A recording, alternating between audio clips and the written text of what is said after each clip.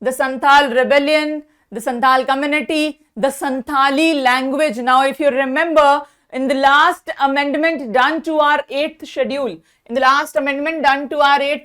do you remember that we added Santhali language?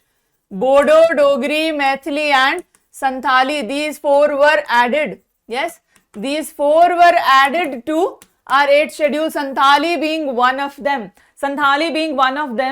Whose dialect? Santhali is a dialect, right? But the old Chikki sanitary or old Chikki script is what has been added, right? Now remember one more thing. It is the language of 8th schedule, but it is not a classical language. For prelims, another statement, it is the language of 8th schedule, but it is not a classical language. Please remember that. What is the script associated with the language? The script associated is Old Chikki, that was created by Pandit Raghunath Murmu. Now, do you see the name? Do you see the reference and the historical importance of the community?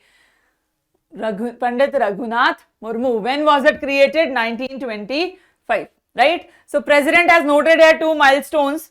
2003, Santhali language was included.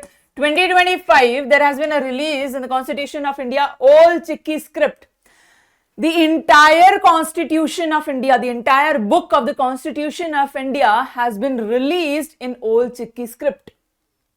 In 2025 itself, does this become important? Yes, exactly. So, there has been a re-release in Old Chikki script. What is Old Chikki script related to?